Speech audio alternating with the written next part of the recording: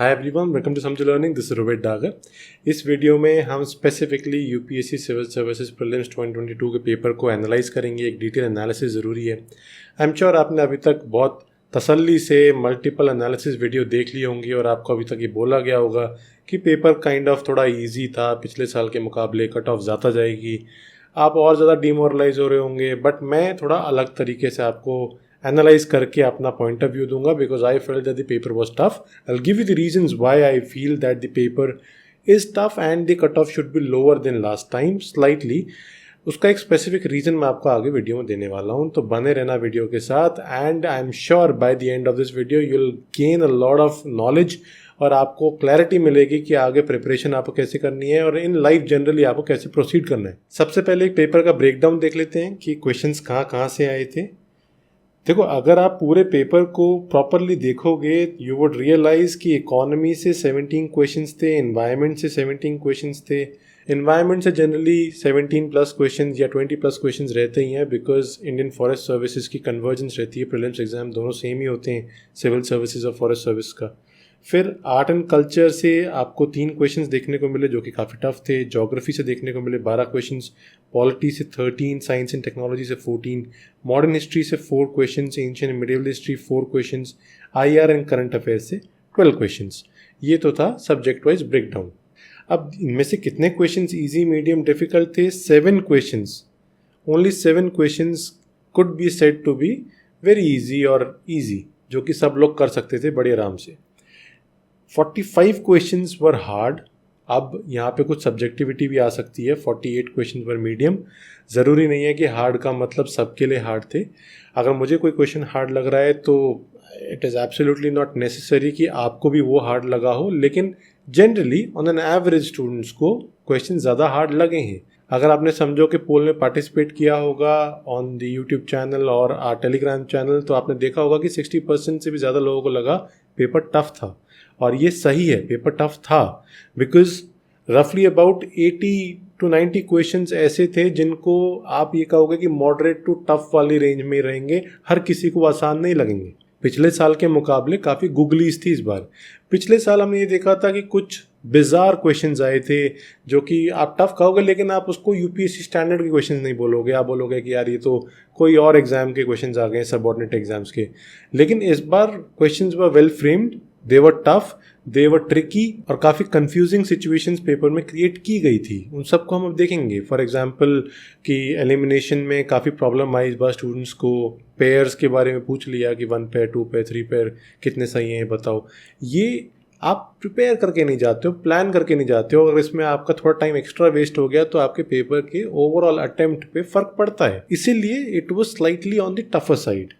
फिर अगर आप करंट और स्टैटिक लेवल के अकॉर्डिंगली देखोगे 32 क्वेश्चंस आप कह सकते हो कि करंट की लिंकेज के अकॉर्डिंगली थे और 68 क्वेश्चन स्टैटिक के थे।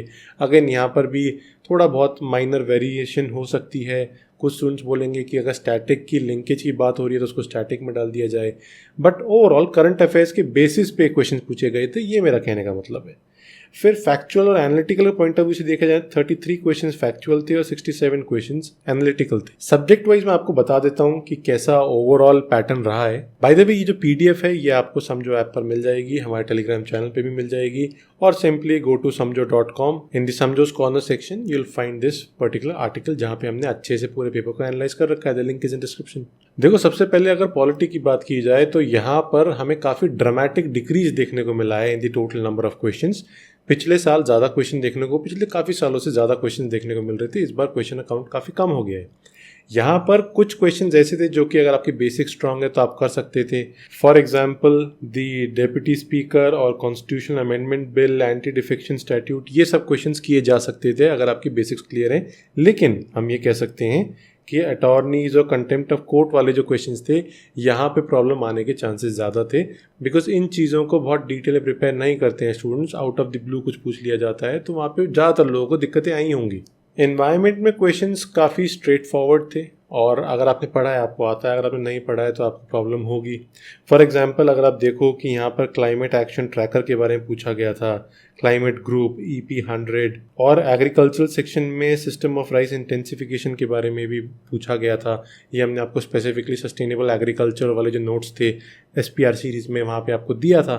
If you have read it, you'll be able to solve it. Then if you move on to geography में questions मैपिंग के पॉइंट ऑफ व्यू से कुछ कंफ्यूजिंग आपको लग सकते थे, प्रोवाइडेड आपको अगर वहाँ पे एलिमिनेशन की ज़रूरत पड़ रही होगी तो आप नहीं कर पाए होंगे क्योंकि ऑप्शंस थोड़े ट्रिकी थे, पेयर्स पूछ लिए थे आपसे. Simply one can say either you knew it और you didn't.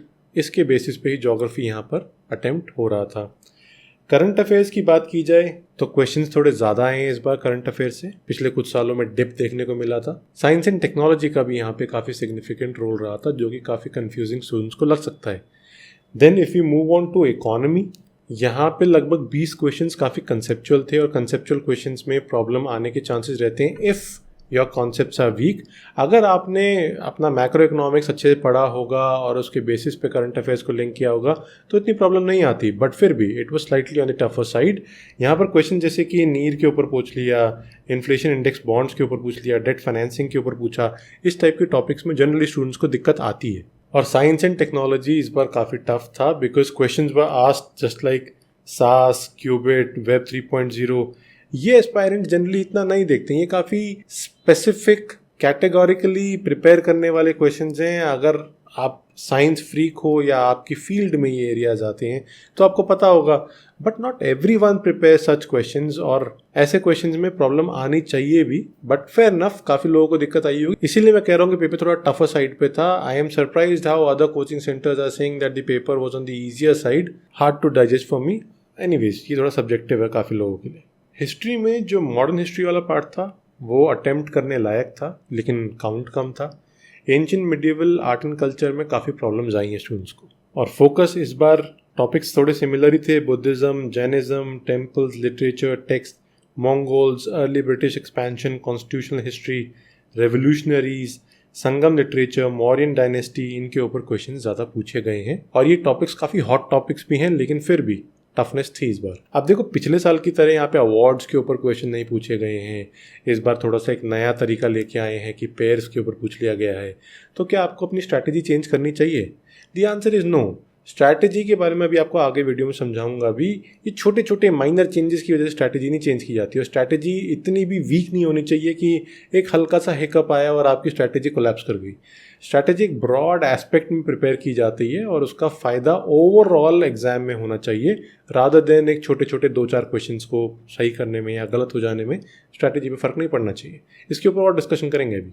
Right, so now let us look at one of the most important aspect of this video. आपकी परेशानी ये है कि कट ऑफ कितनी होगी और हमें क्या करना चाहिए आगे, इसके ऊपर डिस्कशन करते हैं.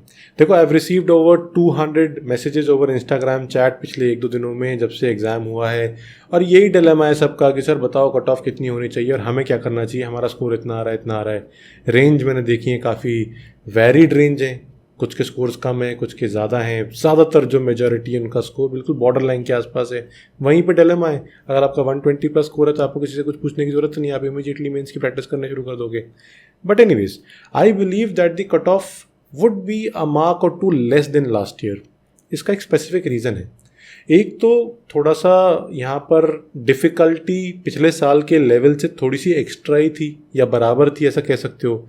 Plus there is also a significant reason कि CSAT भी पिछले साल के मुकाबले टफ है इस बार.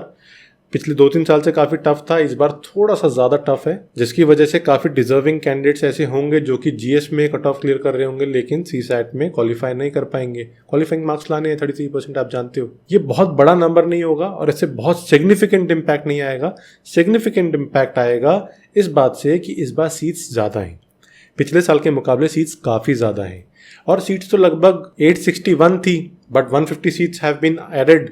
ये इंडियन रेलवे मैनेजमेंट सर्विसेज की 150 सीटें ऐड होने की वजह से 1011 सीट्स हो गई हैं. 1011 सीट्स होने से डिफरेंस ये आएगा that more students would clear prelims this time because जैसा एक्सपेक्ट किया जा रहा था कि लगभग 10,000 बच्चे प्रीलिम्स क्लियर करेंगे आउट ऑफ 10 लाख जितने भी लोगों ने फॉर्म भरा होगा. अब इन 10,000 की बजाय 13 से 14,000 बच्चों को प्रीलिम्स क्लियर कराया जाएगा. कट ऑफ को इस हिसाब से थोड़ा नीचे रखेंगे.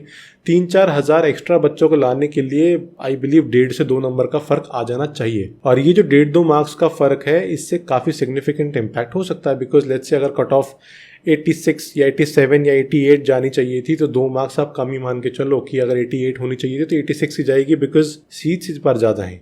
इस फैक्टर को हमेशा कंसिडर करना ज़रूरी रहेगा। लॉजिकल फैक्टर है। अगर कोई आपको कह रहा है कि कट ऑफ वुड बी 100 और 97, 98, उनका अपना कुछ लॉजिक होगा, but I beg to differ. मेरे हिसाब से कट ऑफ 85 to 90 की रेंज में ही रहनी चाहिए, उससे ज़्यादा नहीं होगी। और जो भी बॉर्डर लाइन पे लोग हैं, पिछले साल की तरह आप ये मत सोचना कि अगर आपका स्कोर 90 आ रहा है तो आपका नहीं होगा, क्योंकि कट ऑफ तो ज़्यादा होनी चाहिए। कट ऑफ फिर 87 के आसपास निकल के आई, एंड इवेंचुअली हुआ क्या कि अगर आप कन्फ्यूजन के टाइम में बैठे रहे और आपका प्रीलिम्स क्लियर हो गया, आपके पास टाइम कम बचेगा, मेंस के चांसेस आपके पुअर निकल के आएंगे, ना बराबरी मान के चलो। बिकॉज ये जो अभी अगला एक महीना है, 20-25 दिन है, ये बहुत क्रिटिकल होते हैं till the time prelims result is out. ये बहुत क्रिटिकल होता है टू अंडरस्टैंड कि आपको कैसे अपना आगे का प्रिपरेशन फेज करनी है, शेप करनी है, मोमेंटम कैसे बिल्ड करनी है, और थोड़ा बहुत जो अपना स्टैटिक पोर्शन आप कवर करो, और जैसे रिजल्ट आ जाए कॉन्फिडेंस हाई हो और आप फटाफट हाई मोमेंटम से, हाई स्पीड से आगे बढ़ो। अभी नर्वस होके बैठोगे तो फिर लास्ट मोमेंट पे वैसे ही हाथ पैर फूल जाएंगे और आपसे काम नहीं हो पाएगा, पढ़ाई नहीं हो पाएगी। अभी मैं आपको और बताऊंगा कि अलग अलग ब्रैकेट्स में जो स्टूडेंट्स लाई कर रहे हैं उनको क्या करना चाहिए। बट इस साल के प्रीलिम्स से हमने ये सीखा है दैट चाहे कुछ भी हो जाए, यूपीएससी अपना स्टैंडर्ड हाई मेंटेन करने की पूरी कोशिश करेगी, और यूपीएससी हमेशा अच्छी क्वालिटी क्वेश्चंस फ्रेम करने की कोशिश करेगी। तो इसीलिए आपको भी अपनी प्रिपरेशन बहुत ही लेजिटिमेट सोर्सेज से कंप्लीट करनी है। आपको हमेशा ध्यान रखना है, you can never ever afford to skip a subject. सारे सब्जेक्ट्स पढ़ने हैं। ये हो सकता है कि आपने सब्जेक्ट बड़े अच्छे से पढ़ा और आपसे एक भी क्वेश्चन नहीं लगा, कोई दिक्कत नहीं है। बट क्वेश्चन मान लो इजी आ गए, सब्जेक्ट से ज़्यादा आ गए, और आपने सब्जेक्ट पढ़ ही नहीं रखा है, तो आपका गेम ही खत्म हो गया है। आप प्रीलिम्स क्लियर कर ही नहीं सकते हो, because if you miss about 7 to 8 questions या नेगेटिव मार्किंग वहाँ पे कर दी क्योंकि हमने ठीक से पढ़ा नहीं है, आप ऑटोमेटिकली कट ऑफ के नीचे चले जाओगे। क्लियर करने के चांसेस बहुत ही टफ हो जाएंगे, बहुत मुश्किल हो जाएगा आपके लिए। इसीलिए it is very very important, never ever skip a subject. Always spend significant amount of time on each subject understanding the basics। अपनी गलतियां आपको खुद भी रियलाइज होगा कि आपने एक सब्जेक्ट को पढ़ा है और अगर उसके आप 100 क्वेश्चन करने गए हो कोई भी क्वेश्चन बैंक से, टेस्ट सीरीज से, और वहाँ पे आपका पुअर स्कोर आ रहा है, इसका मतलब आपने ठीक से नहीं पढ़ा है। दो चीज़ें हो सकती हैं, सही रिसोर्स नहीं यूज़ की है या सही से टाइम स्पेंड करके उन रिसोर्स को यूज़ नहीं किया है। इन दोनों चीज़ों को अगर आप ठीक से सी थ्रू करोगे और यहाँ पे अपनी गलती आइडेंटिफाई करोगे तो आपको प्रॉब्लम्स नहीं आएंगी। बिल्कुल गो बैक टू बेसिक्स, अपने सही तरीके को ढूंढो। करंट अफेयर्स पढ़नी है, स्टैटिक पोर्शन पढ़ना है, कोर फाउंडेशन बिल्ड करनी है। ये जो बाद की बातें होती हैं जैसे कि आंसर राइटिंग एंड एवरीथिंग, ये बाद में। पहले अपने कोर फाउंडेशन, अपने कोर सब्जेक्ट्स को प्रॉपरली समझ के क्लियर करो। शुरुआत में आपकी प्रीलिम्स और मेंस की प्रिपरेशन एक साथ चलनी चाहिए। At one point of time it should bifurcate. और ये जो बाइफरकेशन होती है, ये एग्जाम जब नज़दीक आने को होता है तब होता है। आपने let's say if you are reading history और यू आर रीडिंग ज्योग्राफी, आप ऐसा नहीं करोगे कि यार प्रीलिम्स के लिए ज्योग्राफी में क्या पढ़ना है, मेंस के लिए क्या पढ़ना है। और लेट्स से पॉलिटी, गवर्नेंस तो चलो मेंस की स्पेसिफिक काफ़ी हद तक रहता है, बट लेट्स से आप लक्ष्मीकांत पढ़ रहे हो तो आप लक्ष्मीकांत पढ़ते वक्त या इकॉनमी पढ़ते वक्त ये नहीं सोचोगे कि प्रीलिम्स स्पेसिफिक कुछ पॉइंट्स रट लेता हूँ या रट लेती हूँ, मेन स्पेसिफिक एनालिसिस बाद में करेंगे। नहीं, आप एक सब्जेक्ट को बिल्कुल प्रॉपर कवरेज, होलिस्टिक वे में पढ़ोगे शुरुआत में। जब एग्जाम नज़दीक आने को होता है, यू अंडरस्टैंड कि प्रीलिम्स के पॉइंट ऑफ व्यू से मुझे काफ़ी पिन पॉइंटेड पॉइंट्स पता होने चाहिए, ये पॉइंटर्स इंपॉर्टेंट हैं, इस साल ये पॉइंटर्स ज़्यादा इंपॉर्टेंट हैं, करंट अफेयर्स के बेसिस पे स्टैटिक लिंकेज ज़्यादा इंपॉर्टेंट है, जो नोट्स अभी मिल रहे हैं बिल्कुल क्रिस्प प्रीलिम्स के पॉइंट ऑफ व्यू से, जिसको भी आप फॉलो करते हो उनके थ्रू, वो ज़्यादा इंपॉर्टेंट हैं। और जब मेंस आने लगेगा यू वुड रियलाइज़ कि अब मेरे को यहाँ पर 1-2 लेवल डीप जाके एनालिसिस करनी आनी चाहिए। I should know how to interlink different subjects and different topics in a way that I can write 250 words in a particular question or 1250 words in your essay, या 5 से 7 minute आप interview में बोल सको, understanding what the entire issue is and explaining in simple language। ये सब चीज़ें bifurcation this happens when your core foundation is built। core foundation हमेशा प्रीलिम्स और मेंस एक साथ होती है, फिर bifurcation होती है, ये ध्यान रखना। हमारे साथ प्रॉब्लम क्या होती है कि हम बिल्कुल टारगेटेड अप्रोच साथ चलते हैं। किसी टॉपर ने रैंडमली आके बोल दिया कि 12 घंटे का कोई मैराथन लेक्चर देख लो, या आपको बोल दिया कि आप करंट अफेयर्स किसी एक पर्टिकुलर सोर्स से पढ़ लो, न्यूज़पेपर को छोड़ दो। कोई टॉपर बोलेगा सिर्फ मैगजीन पढ़ो, कोई बोलेगा कि सिर्फ न्यूज़पेपर पढ़ो, और आप ब्लाइंडली अपना पूरा साल उनकी सिर्फ एक लाइन या अधूरी इन्फॉर्मेशन जान के ही आप फटाफट पूरा अपना एक साल उनको डिवोट कर देते हो। सबसे बड़ी बेवकूफ़ी है ये। Because there are certain aspects that you need to understand. सबसे पहली बात, that particular style suits you और नॉट. दैट पर्टिकुलर स्टाइल, उसकी गहराई क्या थी, उन्होंने किस तरीके से उसको 3-4-5 महीने 6 महीने में एग्जीक्यूट किया था. आपको 2 मिनट में बता दिया, आपने 2 मिनट में अपने पूरे 1 साल का प्लान बना दिया. ट्राई टू अंडरस्टैंड कि अगर किसी टॉपर ने टाइम स्पेंड किया है किसी एक चीज़ के, उसके मल्टीपल एस्पेक्ट्स रहे होंगे, फेसेट्स रहे होंगे, टीयर्स रहे होंगे प्रिपरेशन के. किसी ने सोचा मुझे न्यूज़पेपर पढ़ना है, ठीक है, कभी वो न्यूज़पेपर काम आ रहा है, कभी न्यूज़पेपर की इन्फॉर्मेशन काम नहीं आ रही है, प्रीलिम्स एग्जाम आने को है, आखिर के 1 महीने में न्यूज़पेपर कोई नहीं पढ़ रहा है, या लेट्स से कोई बीच का एक ऐसा टाइम आ रहा है जबकि एक बहुत ही बेकार सी न्यूज़ बहुत ही ट्रेंडिंग चल रही है, 10 दिन तक न्यूज़पेपर में कुछ भी काम का नहीं आ रहा है, आप टाइम वेस्ट कर रहे हो. ये आपको टॉपर ने नहीं बताया. टॉपर ने तो उस चीज़ को एग्जीक्यूट किया कि जब फालतू न्यूज़ थी वो टाइम बचा के उसने ऑप्शन सब्जेक्ट पढ़ा. जब आखिरी का टाइम आया प्रीलिम्स से 1 महीना पहले, उसने न्यूज़पेपर पढ़ना बंद कर दिया. बट वो आपको बता नहीं पाया बिकॉज टाइम कम था, लिमिटेड टाइम में. या आपने कोई शॉर्ट देख लिया यूट्यूब पे 60 सेकंड का, उससे आपने अपनी स्ट्रैटेजी बना ली. This is total stupidity. आपको ये समझना पड़ेगा कि सही तरीका आपके लिए क्या है. वो एक दिन में नहीं समझा जाता है. उसके लिए you have to spend time with books, spend time with newspapers. और जब आप चीज़ों को पढ़ रहे हो, you should have that expertise being developed over a period of few weeks और फ्यू मंथ्स कि this thing works for me, this thing does not work for me. जब भी मैं इस पर्टिकुलर चीज़ को करता हूँ, मेरे बाकी सब्जेक्ट छूट जाते हैं. इसीलिए मैं कोई सस्ता तरीका या कोई सिंपल तरीका ढूंढने की कोशिश करता हूँ या करती हूँ, ताकि मेरे को सभी सब्जेक्ट्स को टाइम देने का मौका मिले. अपने ओवरऑल चार्ट की कंप्लीशन रेट के अकॉर्डिंगली स्ट्रैटेजी बनानी चाहिए, rather than understanding what a particular topper did and you would do the same. वो टॉपर का हो सकता है 4th या 5th अटेम्प्ट हो, पिछले 3 साल में बहुत स्ट्रॉन्ग फाउंडेशन बना रखी हो, 4th 5th अटेम्प्ट में एक पर्टिकुलर स्ट्रैटेजी अपना ली हो. आपका मान लो पहला अटेम्प्ट था, आपने वही स्ट्रैटेजी अपना ली, आपकी कोर फाउंडेशन अच्छे से नहीं बिल्ड हुई थी, वो स्ट्रैटेजी के चक्कर में आपने टाइम बर्बाद कर दिया. फिर आप बोल रहे हो कि यार किया तो था, अब एग्ज़ाम नहीं निकल रहा है, तो या तो जो कंटेंट मैं फॉलो कर रहा हूँ उसमें कमी है, या वो टॉपर मेरे को बेवकूफ़ बना गया. उस लेवल तक आप पहुँचना ही क्यों चाहते हो कि आपको किसी और को ब्लेम करना पड़े अपनी गलतियों के लिए. Try to be in a very simple and unsophisticated zone. Simple तरीके से पढ़ाई करो, उसी से ही एग्ज़ाम क्लियर होगा. कॉम्प्लिकेटेड तरीके से लाइफ में कोई भी अचीवमेंट नहीं मिलती है. और एक बहुत बड़ा मैंने चैलेंज देखा है स्टूडेंट्स के साथ. I have seen that most of you do not understand the value of a good test series. कोई फ़र्क नहीं पड़ता कौन सी टेस्ट सीरीज़ आप ज्वाइन करो, जिस पे आपको भरोसा है वो ज्वाइन करो. और मैं आपको ये भी नहीं कह रहा हूँ कि आप समझो कि प्रीलिम्स टेस्ट सीरीज़ ज्वाइन करो. आपको जो इंस्टीट्यूट पसंद आता है, ऑनलाइन ऑफलाइन, आप उसकी टेस्ट सीरीज़ में ज़रूर एनरोल करो. और एनरोल करने से ज़्यादा इंपॉर्टेंट ये है कि आप उन टेस्ट को रेगुलरली अटेम्प्ट करो. ज़्यादातर गलतियां मैंने स्टूडेंट्स की देखी है कि सर मेरा ना मॉक टेस्ट में स्कोर नहीं आ रहा है. मॉक टेस्ट आप कब से कर रहे हो? अभी शुरू किए हैं, एग्जाम में 6 हफ्ते बचे हुए हैं और मॉक टेस्ट अटेम्प्ट करने स्टार्ट कर दिए हैं. कुछ नहीं होगा उससे, बिकॉज आपने अपनी गलतियों को आइडेंटिफाई करने के लिए जो 6-7 महीने लगाने चाहिए थे वो आपने लगाए ही नहीं है. अब आप ऐसा भी नहीं है कि पूरा साल प्रीलिम्स की तैयारी करो. आप तैयारी तो अपना होलिस्टिक वाली कर रहे हो ना, बाइफर्केशन तो अभी हुआ ही नहीं है. उस होलिस्टिक तैयारी के टाइम पे आप थोड़े बहुत मेंस आंसर राइटिंग भी कर रहे हो, थोड़ा बहुत अपना रेगुलरली हर संडे टेस्ट भी अटेम्प्ट कर रहे हो. You are trying to understand कि क्या मेरी कॉन्सेप्चुअल अंडरस्टैंडिंग सही चल रही है. नहीं चल रही है तो ट्रबल स्पॉट्स आइडेंटिफाई किए, वो टॉपिक्स कौन से वीक है वो आइडेंटिफाई किए, और 6-8 महीने पहले ही एग्जाम से उन ट्रबल स्पॉट्स को तैयार कर लिया. वहाँ पे अपनी गलती आइडेंटिफाई कर ली. और फिर आप देखो कि जो फाइनल 6 हफ्ते या फाइनल 2 महीने में फुल लेंथ टेस्ट जो आप दे रहोगे, वहाँ पे आपकी इंप्रूवमेंट आपको दिखाई देगी. और फुल लेंथ टेस्ट की जो इंप्रूवमेंट होती है वो अलग होती है. सेक्शनल टेस्ट की इंप्रूवमेंट जो होती है वो कंसेप्चुअल अंडरस्टैंडिंग के लिए होती है. हम क्या करते हैं, शुरुआत के टाइम में टेस्ट देते नहीं हैं, आराम से बैठे रहते हैं, टाइम वेस्ट करते रहते हैं. या हो सकता है कि जेन्युइनली भी बच्चे पढ़ाई कर रहे हैं तो सब्जेक्ट की कंप्लीशन के चक्कर में ही टाइम चलता चला जाता है. फिर हम सोचते हैं कि हम पीछे रह गए.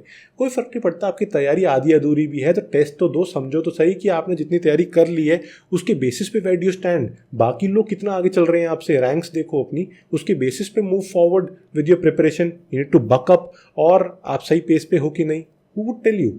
अब आपको कोई रेगुलरली डेली तो देख नहीं रहा है कि आपकी गलतियां क्या हो रही हैं. आपको आज की तारीख में एक इतना अच्छा फीचर मिल रखा है, when you give an online test there are algorithms which immediately identify your patterns, your attempting patterns और आपकी जो ट्रबल स्पॉट्स हैं, आपके graph charts compare to others, जैसा कि हम आपको देते हैं समझो कि टेस्ट सीरीज में भी, उसके बेसिस में यू कैन क्लियरली आइडेंटिफाई आप गलतियां कहाँ कर रहे हो। एक ग्राफ ही आपको बता सकता है कि it is dipping over the last 2 months। फिर आप मेंटर से बात कर सकते हो कि सर एक डिप कर रहा है, क्यों कर रहा है, मुझे बताओ, मैंने ये किया, it is not working out, how should I improve it. ये तरीके जो होते हैं, this helps a few months before the exam. आखिरी के 3 हफ्ते में ये हेल्प नहीं करेंगे। इसीलिए it is very important that you give time and your precious money to a test series. Online test series और ऑफलाइन हो, आपकी मर्जी है, जो आप मैनेज कर सकते हो। बहुत ज़्यादा खर्चा मत करना। 15-20 हज़ार रुपये for test series not worth it. You should spend about 5-6-7,000 rupees for a test series, a good test series, और उसको रेगुलरली अटेम्प्ट करो, अपना पैसा वसूल करो उससे। मुझे खुशी इस बात की है कि इतने टफ पेपर में भी समझो प्रीलिम्स टेस्ट सीरीज 2022 से लगभग 40 क्वेश्चंस डायरेक्टली आए हैं। इनडायरेक्टली मैंने अभी तक देखा भी नहीं है कितने क्वेश्चंस आए हैं। डायरेक्टली का मतलब वो टॉपिक और वो पर्टिकुलर कॉन्सेप्ट के ऊपर क्वेश्चन पूछा गया था, और वो directly as it is UPSC ने प्रीलिम्स से पूछा है। इसके प्रूफ भी हमने डाले हैं, the link is in description, जहाँ पर आप proper solutions to this paper ये भी देख सकते हो, और उनके साथ साथ कन्वर्जेंस कहाँ से एसपीटी से पूछे गए हैं समझो प्रीलिम्स टेस्ट सीरीज से, वो भी देख सकते हो। And if you want to enroll in Samajho prelims test series 2023 तो उसका भी लिंक डिस्क्रिप्शन में है।